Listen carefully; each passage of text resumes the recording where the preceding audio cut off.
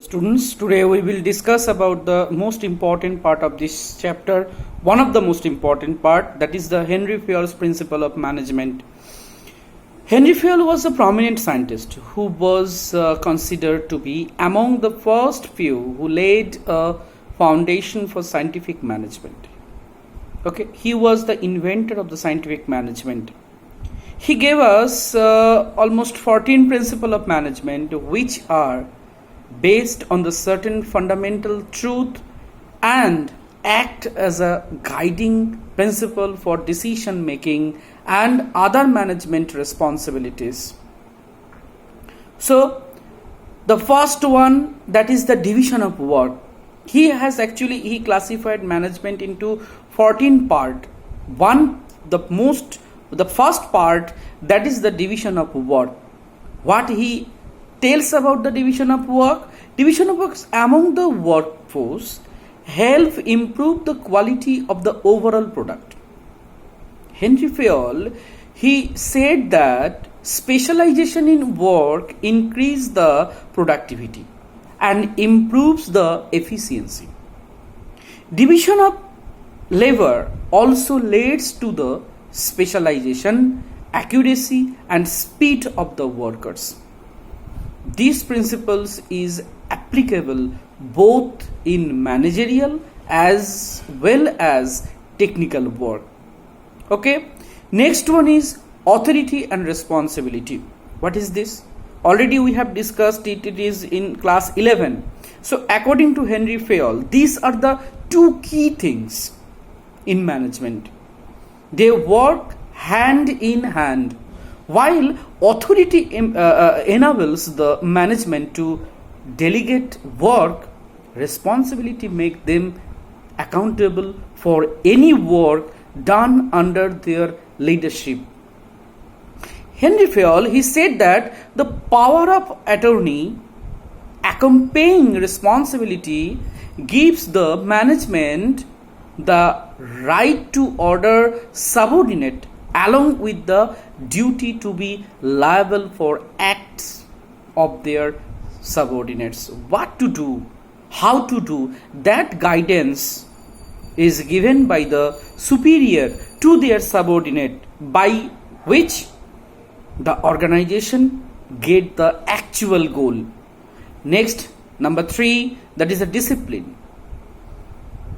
Discipline, it is a very simple word, but the meaning of this word is a huge.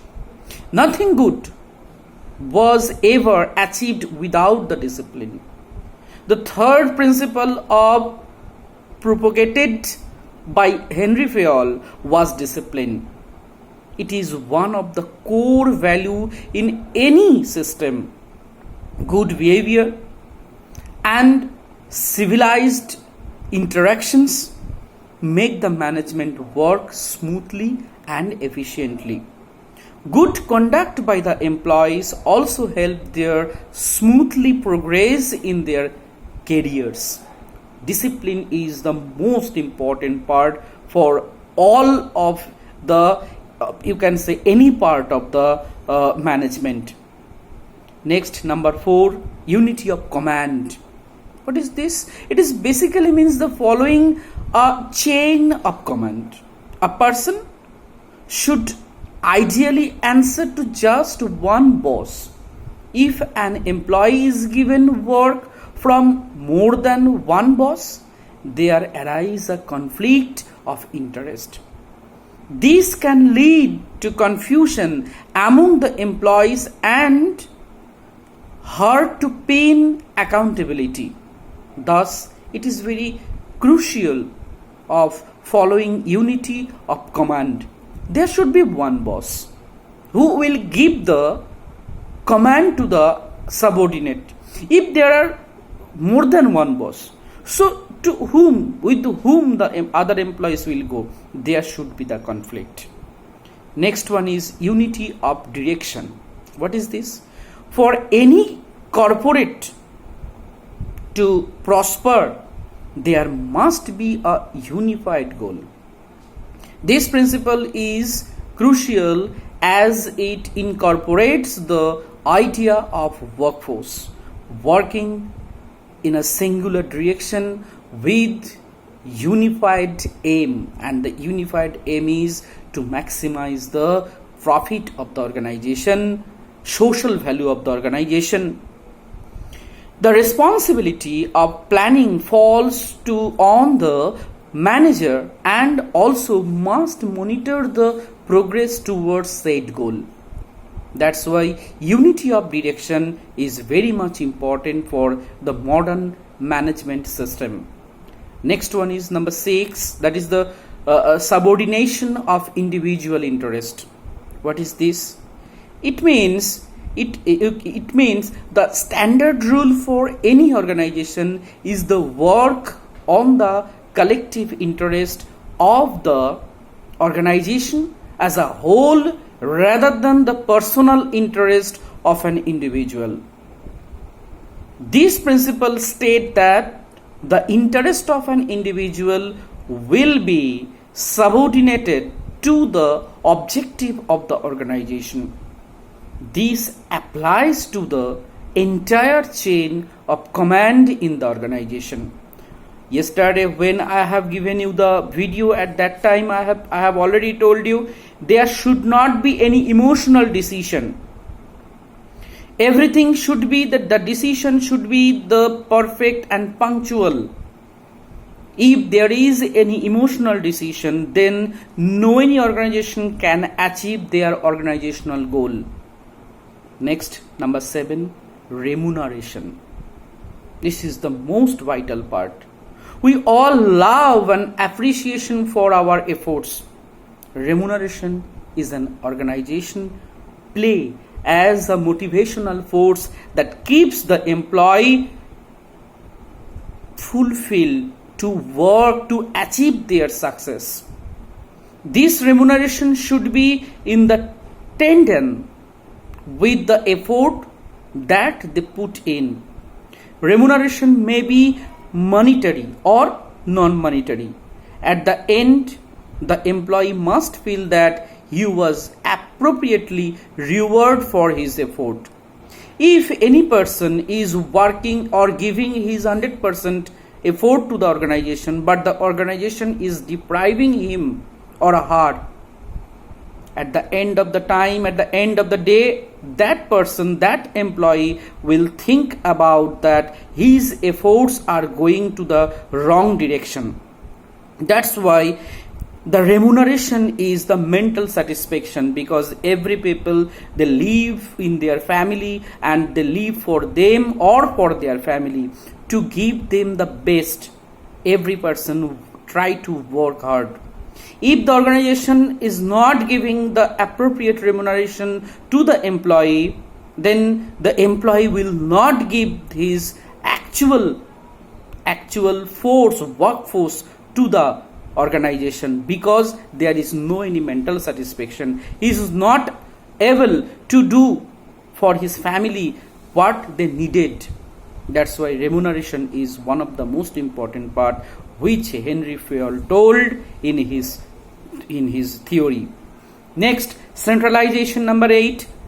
Depending on the size of the organization, it is important that the power is centralized to an extent that the decision making is judicious and all level and not arbitrary. This will also depend on the size of the organization. Henry Feyol said that there must be a balance in hierarchy and division of power. Okay, that means the power should be centralized. If the power is decentralized, then there will be the misuse of the power. And if there is the misuse of the power, the organization cannot fulfill its motive or its target. Next, scalar chain. This is very important. I will give you the notes also for this in this topic. Scalar chain. Henry Feyol talks about the clear line of hierarchy from the top level to the lowest. Already we have understood about the level of management. so that every employee knows who is their immediate senior in the times of the conflict or crisis. But also the employee must be able to contact any person in the hierarchy without hesitation during a time of crisis. This is called scalar chain. That means if any lower level any employee is wants to contact with the top level, there should be the procedure, and if it is the necessary, then it may break the chain. That also we will learn later. Next, number 10, order. There must be a proper defined order maintained as at the work premises so that it makes for a conductive work environment. The right environment in the place of the work will boost productivity. If the environment, the working environment is not perfect, definitely the working capacity will be decreased.